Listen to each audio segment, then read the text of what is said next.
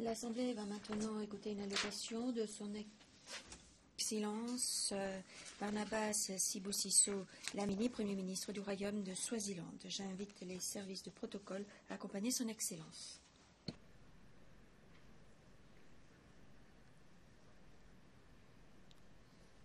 J'ai le grand plaisir de souhaiter la bienvenue au Premier ministre du Royaume de Swaziland, son Excellence M. Barnabas Sibusiso Dlamini. Je l'invite à prononcer son allocution.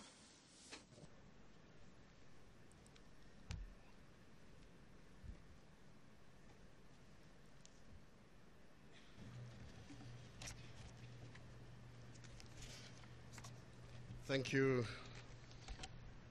Mr. President. Je vous remercie, Monsieur le Président.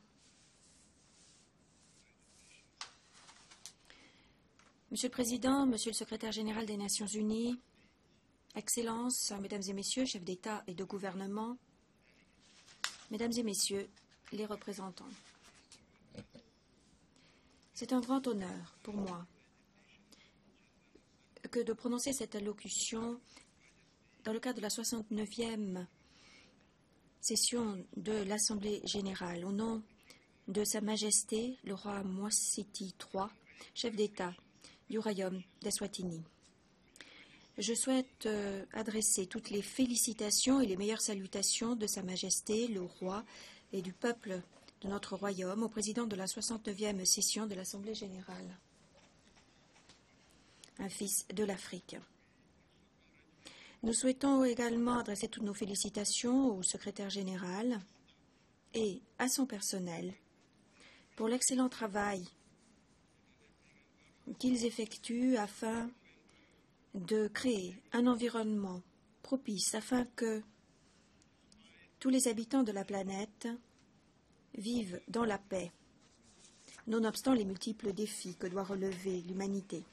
Monsieur le Président, alors que nous sommes réunis ici aujourd'hui, nous sommes tout à fait conscients de nouvelles difficultés auxquelles se trouve confrontée la communauté internationale suite à la flambée du virus Ebola dans certaines régions de notre continent. Cette maladie fait des centaines de victimes et détourne les ressources, des initiatives cruciales en matière de développement. Il s'agit par ailleurs d'un sérieux revers à la réalisation des objectifs de développement. Et c'est également une menace qui pèse sur l'humanité. Nous enjoignons les Nations unies et leurs membres de ne ménager aucun effort pour apporter l'assistance nécessaire afin de juguler cette maladie et d'éviter qu'elle ne fasse de nouvelles victimes. Monsieur le Président, ma délégation saisit cette occasion pour remercier l'Assemblée générale d'avoir convoqué une réunion plénière de haut niveau sur la conférence mondiale des peuples autochtones. Cette réunion est tombée à point nommé, d'autant plus que les connaissances des peuples autochtones et leurs pratiques contribuent largement à la réalisation d'un programme de développement durable. Monsieur le Président, la semaine dernière, l'Assemblée générale a tenu sa 29e session extraordinaire sur le suivi du programme d'action de la Conférence internationale sur la population et le développement au-delà de 2014. Ma délégation a été heureuse de participer à cette réunion.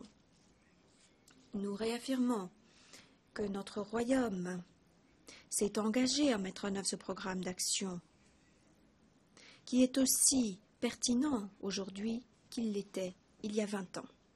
Monsieur le Président, encore une fois, cette session de l'Assemblée générale a été précédée par le sommet sur les changements climatiques, dans le cadre duquel les questions afférentes à la protection de l'environnement ont été évoquées par les chefs d'État et de gouvernement.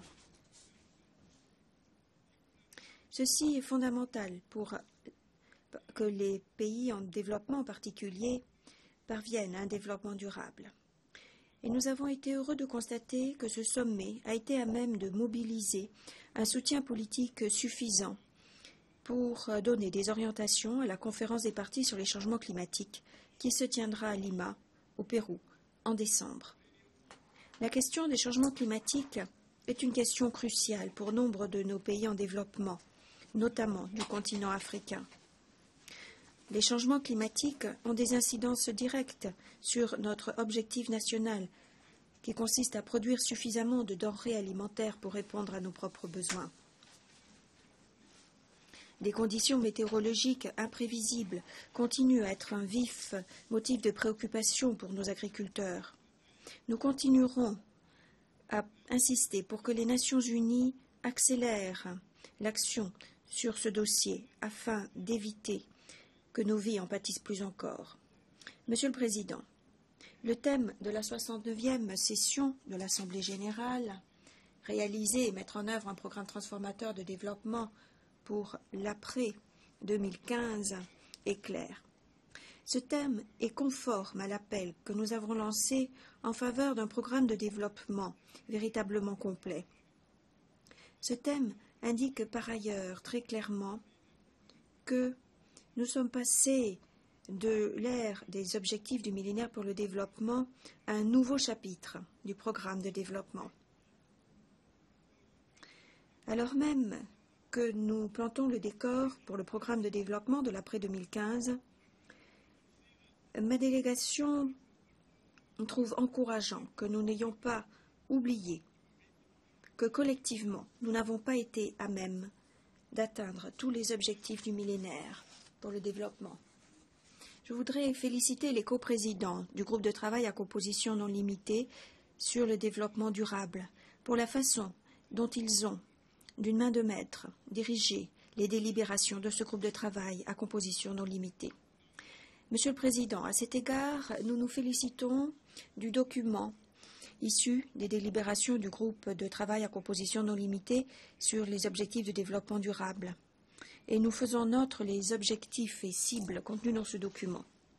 Notre royaume est heureux de constater que le cadre du programme de développement de l'après-2015 a pris en compte ces objectifs du millénaire pour le développement qui restent en suspens, notamment l'élimination de la pauvreté.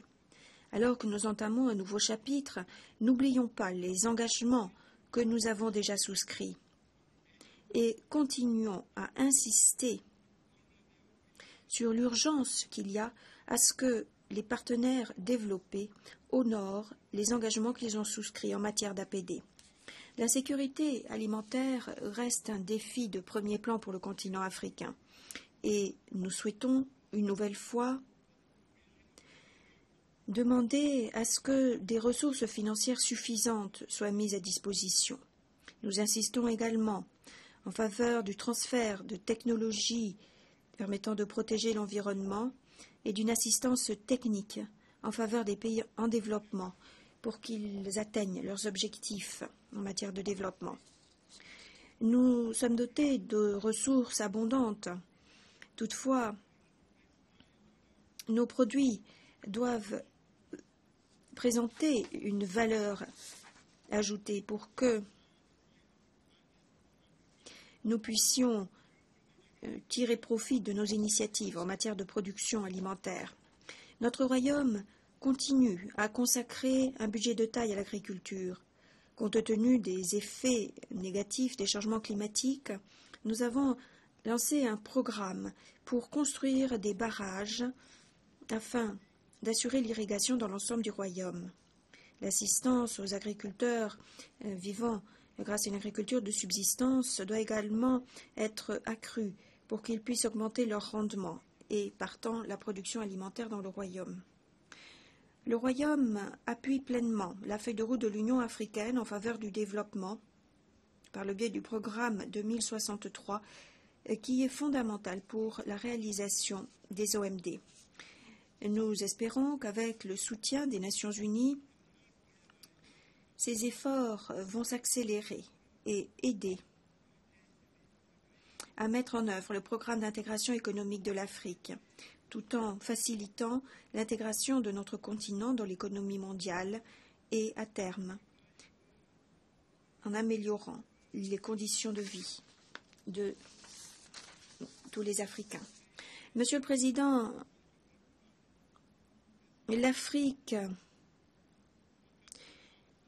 possède la majorité des économies connaissant le taux de croissance le plus fort, et le commerce reste une partie intégrante de notre programme de développement. Nous mettons désormais l'accent sur le maintien de cette croissance en promouvant le commerce intra-africain et en mettant en place une zone de libre-échange continentale. Il est toutefois important que l'accès aux marchés mondiaux reste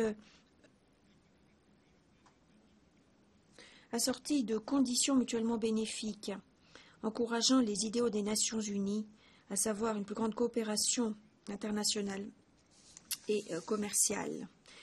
Monsieur le Président, nous sommes encouragés par l'engagement renouvelé vis-à-vis du développement économique du continent africain, comme cela a été dit dans d'autres sommets.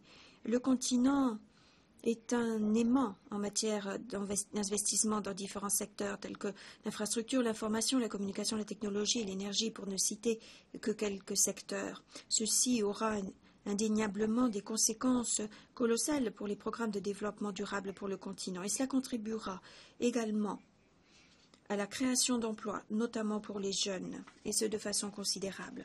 Monsieur le Président, nous devrions veiller à ce que le programme de l'après-2015 tienne compte des besoins particuliers des pays en développement, en matière de développement précisément, en particulier ceux qui se trouvent sur le continent africain.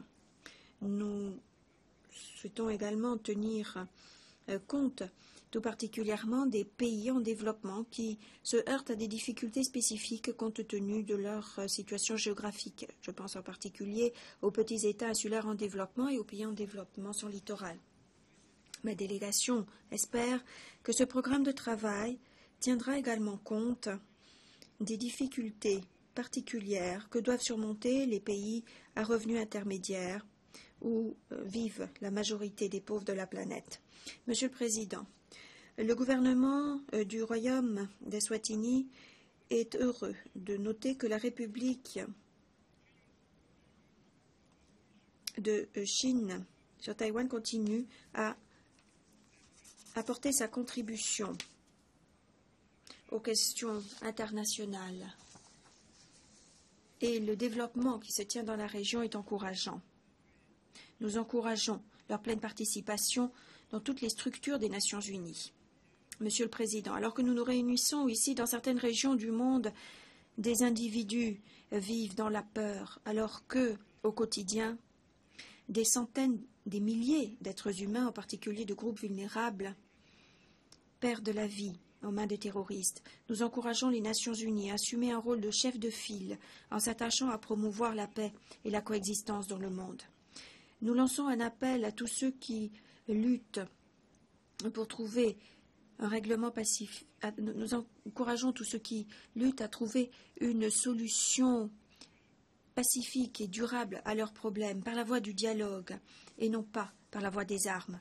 Monsieur le Président, en conclusion, notre Royaume voudrait féliciter les Nations Unies et les institutions spécialisées et nous les encourageons à devenir et à continuer à être un élément clé pour surmonter nombre des défis complexes auxquels se heurte le monde aujourd'hui.